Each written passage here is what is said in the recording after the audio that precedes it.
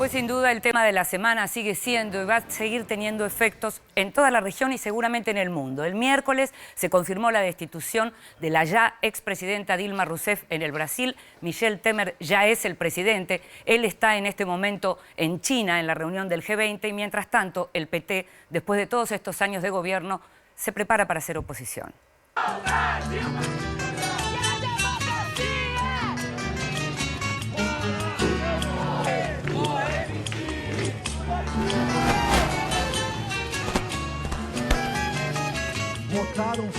Con la destitución de la presidenta de Brasil, Dilma Rousseff, se cierra un ciclo en el país más importante de América Latina que se extendió por 13 años desde la asunción de Luis Ignacio Lula da Silva el 1 de enero de 2003. Y la supremacía inequívoca del Partido de los Trabajadores durante gran parte de este largo periodo se basó también en una fuerte alianza con el PMDB, el Partido del Movimiento Democrático Brasileño, calificado usualmente como el Partido del Poder en Brasil, con importante representación parlamentaria que luego de diferencias con sus colegas del PT, pero sobre todo tras la avalancha de denuncias de corrupción por la causa denominada Lava Jato, vio la oportunidad y abandonó la coalición, impulsando la acusación contra Rousseff. En diciembre de 2015 se abrió así un proceso con una fuerte embestida contra la ahora exmandataria. Finalmente, llegó al poder en forma legal un gobierno deslegitimado por la escasísima aprobación de los ciudadanos de neto perfil conservador, que tendrá prioridades en su agenda, como el de detener el aumento sostenido del déficit en las cuentas públicas, la inflación y el desempleo. Assumo a presidência do Brasil após decisão democrática e transparente do Congresso Nacional. O momento é de esperança e de retomada da confiança no Brasil. A incerteza chegou ao fim. É hora de unir o país e colocar os interesses nacionais acima dos interesses de grupos, porque recebemos o país mergulhado em uma grave crise econômica. São quase 12 milhões de desempregados e mais de 170 bilhões de déficit nas contas públicas. Meu compromisso é o de resgatar a força da nossa economia e recolocar o Brasil nos trilhos. Sob essa crença, destaco os alicerces de nosso governo: eficiência administrativa, retomada do crescimento, geração de emprego, segurança jurídica, ampliação dos programas sociais e a pacificação do país. En la vertiginosa pero más corta sesión del miércoles pasado, la votación final, no obstante, fue desdoblada luego de interminables negociaciones. Así es como se arribó a la decisión de no inhabilitar a Dilma de ejercer en el futuro cargos públicos tal como estaba previsto en un principio. La traumática salida de Rousseff se produjo tras media decena de sesiones de la Cámara Alta, una de ellas dedicada a la exposición de Rousseff durante 14 horas en un discurso que tocó varios aspectos de su proceso de destitución.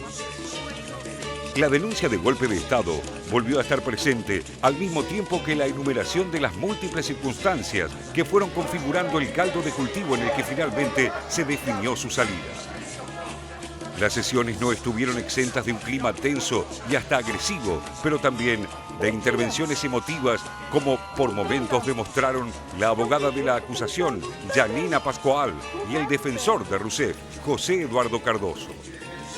En una conclusión política inequívoca, atribuyó su destitución a la élite económica y política incapaz de llegar al poder a través de las urnas, en una línea que remontó a la campaña que las fuerzas de derecha impulsaron contra el gobierno de Getúlio Vargas en 1954 y que culminó en su suicidio, y al golpe de Estado contra João Goulart en 1964. O Senado Federal tomou uma decisão que entra para a história das grandes injustiças. Os senadores que votaram pelo impeachment escolheram rasgar a Constituição Federal. Decidiram pela interrupção do mandato de uma presidenta que não cometeu crime de responsabilidade. Condenaram uma inocente e consumaram um golpe parlamentar. Eles pensam que nos venceram, mas estão enganados. Sei que todos nós vamos lutar. Haverá contra eles a mais firme, cansável e enérgica oposição que um governo golpista pode sofrer. La acompañaron al Palacio Legislativo su compañero de militancia y expresidente en 2 mandatos, Luis Ignacio Lula da Silva, con quien había ajustado los últimos puntos de su estrategia. También el cantante Chico Buarque, el presidente de la Central Única de los Trabajadores, Wagner Freitas, y el líder de los trabajadores sin techo, Guilherme Boulou. El continuo desgaste de Rousseff, que se profundizó desde la asunción de su segundo mandato el 1 de enero de 2015, no puede dejar de interpretarse además como el resultado de un quiebre con su propio partido, pese a que su gran aliado Lula siempre la respaldó públicamente y ambos pudieron resolver sus diferencias en privado. Esa distancia se profundizó con la elección de algunos programas económicos de ajuste interpretados como de carácter neoliberal, incluso con la convocatoria de algunos ministros de ese signo ideológico como Joaquín Levy en Hacienda, lo que fue duramente repudiado en amplios sectores del PT.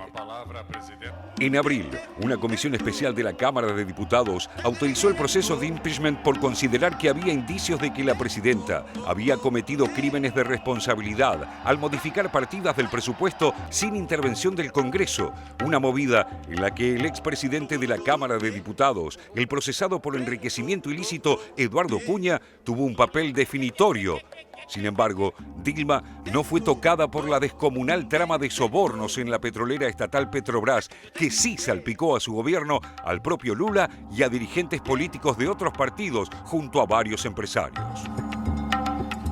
Rousseff y sus defensores rechazaron una y otra vez haber cometido el crimen de responsabilidad que se le imputaba. Por lo tanto, su contraargumento fue simple. Un impeachment sin crimen de responsabilidad es un golpe. En paralelo, el nuevo gobierno de Temer, quien ya había asumido interinamente el 12 de mayo pasado, inicia un controvertido camino que finalizará el 1 de enero de 2019 con poco apoyo popular y con una economía en crisis. Pero la sombra más peligrosa son los casos de corrupción que ya tiñeron todos los niveles de su partido, el PMDB.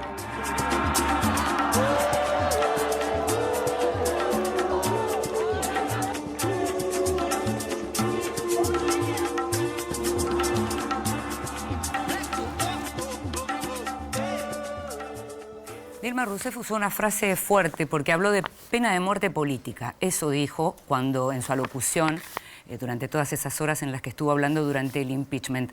Michel Temer, el día que asumió, le respondió que la golpista era ella porque no aceptaba la Constitución. Estamos con Marcelo Falac, periodista, editor de Internacionales del diario Ámbito Financiero. Bienvenido una vez más, Marcelo. Gracias. Gracias por invitarme. Vamos a conversar sobre este tema que es como el gran tema. Y te voy a hacer una pregunta. Te voy a empezar por el final. Es casi una pregunta, te diría, judía. ¿Qué es lo más grave que tiene todo lo que sucedió? Es buena. Yo creo que el precedente, Inde. Y te lo digo con un grado de certeza personal bastante grande. Brasil se comportó, por lo menos en lo formal, ya sin entrar en los entresijos de la acusación en sí, del mérito que tenía, de quiénes eran los jueces, que es todo un tema. Entró en una lógica de sistema parlamentario sin ser un sistema parlamentario. Si yo fuera presidente de cualquier país sudamericano, tuviera una situación de fuerte minoría en las cámaras del Congreso, un panorama económico por delante difícil y la posibilidad de que siempre exista algún hecho de corrupción resonante y que sensibilice opiniones públicas que ya vienen sensibles con la cuestión, me preocuparía. Yo creo que es el precedente. Hay una clara disfuncionalidad entre lo que es la letra de la Constitución en términos del funcionamiento de un sistema presidencial y la lógica cotidiana de ese sistema. No sé si viste los números del último informe de Latinobarómetro en relación a lo que estás diciendo, que se conocieron ayer justamente, y en donde se habla de que hay como una menor apoyo a la democracia en América Latina. Es decir, cuando se le pregunta a la gente privilegia en algunos casos el orden, por ejemplo, raro o grave, no sé, las dos cosas. Es raro, es grave y me parece que también es explicable. Yo siempre digo que le fue bien a todos los gobiernos en Sudamérica, en América Latina, en los países emergentes, mientras las materias primas estaban caras. De izquierda, de derecha, de centro, revolucionarios, republicanos, a todo el mundo le fue bien. Todos se hacían reelegir, etc. Cambió el ciclo económico y ahora no son tantos a los que le va bien. Incluso países que todavía siguen creciendo en el medio de un mundo que crece poco, estoy pensando en Perú sistemáticamente los presidentes se van con índices de aprobación lamentables. Entonces, lo que me parece que está faltando son resultados que la gente perciba. Sí.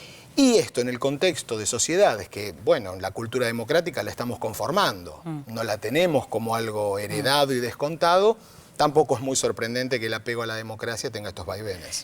Conoces bien Brasil y conoces bien los partidos y el sistema de partidos y el modo en que se gobierna. ¿Cómo te imaginas que van a ser los meses que quedan para terminar este periodo por parte de Michel Temer, que también tiene fuerte rechazo en la población? Él tiene un nivel de popularidad del 10 al 13%, 15% según distintas encuestas. Esto antes de la jura. Uno imagina que, viste, es como el equipo que gana, viste, va a repuntar un poco más.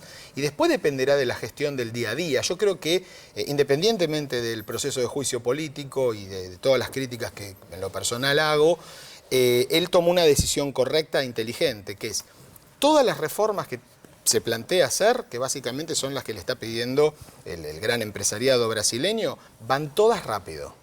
El techo del gasto, él pretende que esté aprobado en el próximo mes, antes de las municipales del 2 de octubre. Las municipales son muy importantes en Brasil. San Pablo es una ciudad, claro, es una caja política inconmensurable, claro. Río, qué sé yo.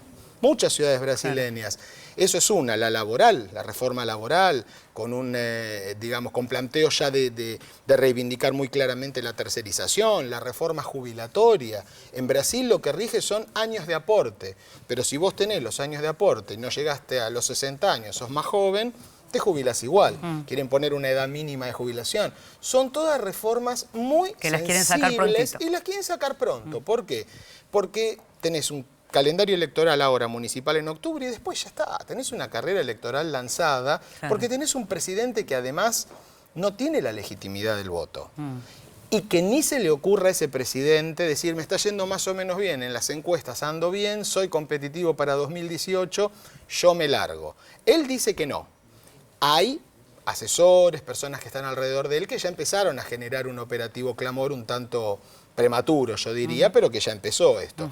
Entonces, partidos que lo apoyan, como los socialdemócratas, en el Congreso y hasta con algún ministro, como el canciller Serra, y bueno, a lo mejor no tienen ganas de seguir prestándole colaboración en el Congreso a un tipo que maneja la caja política de todo Brasil y que en 2 años va a ir a elecciones para competir con ellos. Te digo cortito, te pregunto esto cortito antes de pasar a mis compañeros. ¿No le quitaron finalmente los derechos políticos a la expresidenta Dilma? ¿Vos te imaginás a ella, te la imaginás a ella participando activamente de la política? Yo hoy la imagino, no lo sé, pero la imagino muy herida todavía.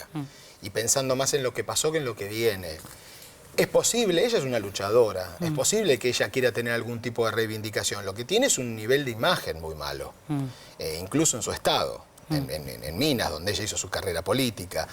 Le va a costar, me parece que el PT va a pasar por un proceso de purga muy fuerte, claro, pero es posible que ella quiera algún tipo de reivindicación. José Natanson. Marcelo, Brasil tiene históricamente un patrón de cambios a través de acuerdos elitescos, digamos, entre las diferentes élites, de acuerdos pactados. Si uno mira la independencia de Portugal, la proclamación de la República de 1889, el populismo varguista fue un populismo incluyente y popular y demás, pero sin un componente movilizacionista tan fuerte como el peronismo, digamos, una especie de peronismo sin 17 de octubre, por decirlo de algún modo. La dictadura, que también fue una dictadura, típica dictadura de doctrina de seguridad nacional, pero que no estableció un plan sistemático de campo de concentración como en Argentina. La democracia, que también se dio de manera pactada, la vuelta a la democracia con una elección que no fue directa, sino que fue a través del colegio electoral contra lo que pedía la mayoría de la sociedad. La sensación que uno tiene al mirar esto es que, una vez más, las élites brasileñas decidieron entre ellas el destino del país. ¿Vos coincidís en que hay alguna idea de tradición política atrás de esta forma en la que se tramitó el impeachment contra Dilma? Sin dudas, y te diría más, incluso retomando con la pregunta anterior de Inde, el propio hecho de que a Dilma se la destituyera, pero que no se le retiraran los derechos políticos, es muy revelador. Sí, claro. Y también ahí hay un pacto. La Constitución dice, el gobernante que es casado, como dicen ellos en portugués, es destituido y pierde los derechos políticos por 8 años. Están en el mismo párrafo, digamos, son indisolubles.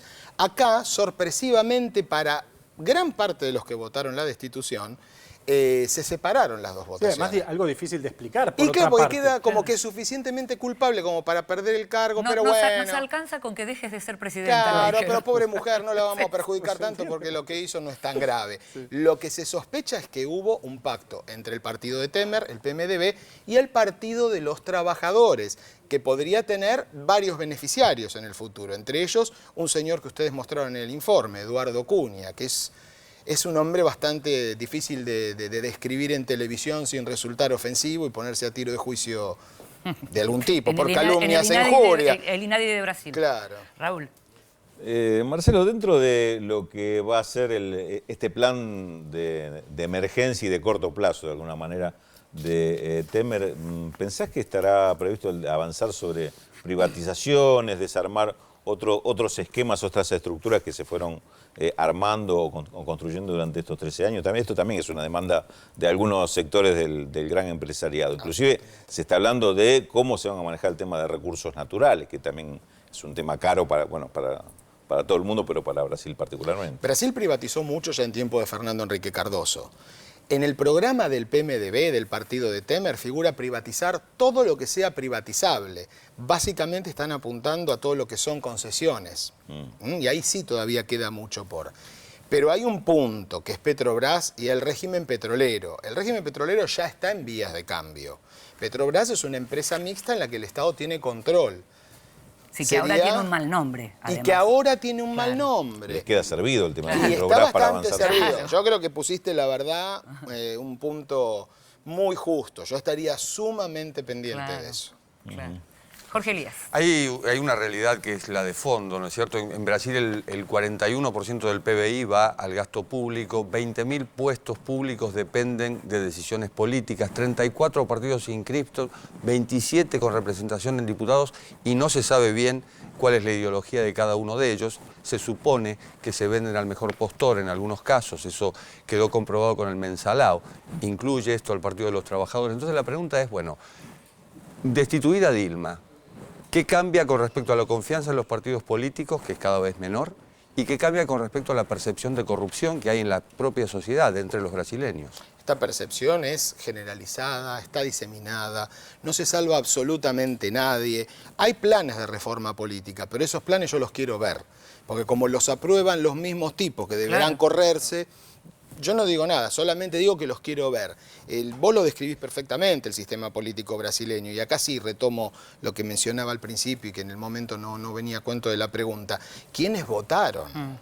¿Quiénes fueron los jueces? Era fuerte ver a Fernando Collor de Mello hablar de la defensa de los valores republicanos y de la Constitución para votar en contra de Dilma. Y mirá que no soy para nada concesivo con respecto a lo que hizo Dilma.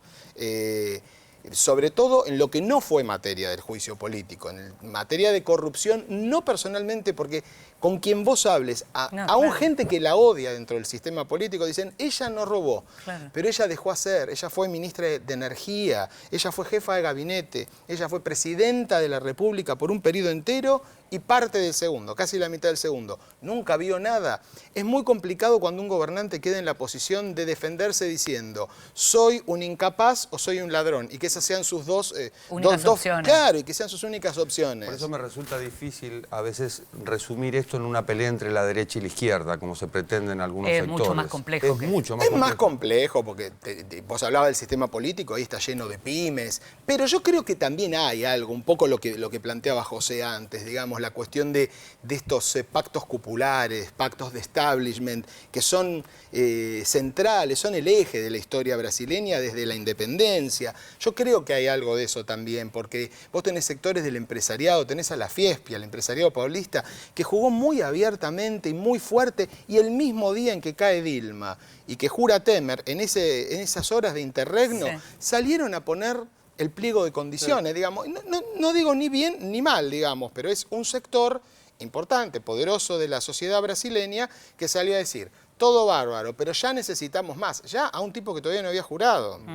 Raúl de la Torre te quiere preguntar algo más. Sí, con respecto a esto que estamos hablando justamente, como contrapartida, porque también se especula mucho sobre qué va a hacer el PT, si las movilizaciones van a tener algún resultado. ¿Imaginás, porque se está hablando en algunos análisis, algunos comentarios, la intervención o irrupción, diría mejor, de nuevos grupos políticos de izquierda, fundamentalmente. Se habla de un Frente Brasil Popular, un Frente Pueblo Sin Miedo, bueno, la propia CUT, la Central Única de Trabajadores o la Unión Nacional de Estudiantes. ¿Te imaginás o ves la perspectiva de que estos sectores puedan ocupar algún espacio trascendente? Esos sectores existen. Esos sectores fueron lo que vertebró un gobierno que duró 13 años con 2 presidentes. No van a desaparecer de la política brasileña. Pero ahí sí yo sería cuidadoso en pensar el futuro con los patrones de análisis del pasado.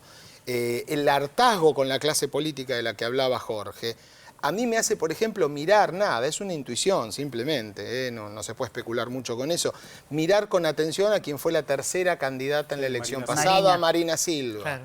Ese tipo de discurso anticorrupción, manos limpias, va a gustarle a una parte importante de los brasileños. Estos sectores van a seguir estando. Yo tampoco daría más de lo que valen en términos de que si tuvieran el poder de movilización que se suponía que tenían y la decisión de plantear y de llevar adelante un proyecto de izquierda, hubiesen defendido al gobierno que estuvo cayendo durante más de un año. ¿Y la figura de Lula? Y para Lula tiene una cuestión muy rápidamente encima, que es si va preso o no.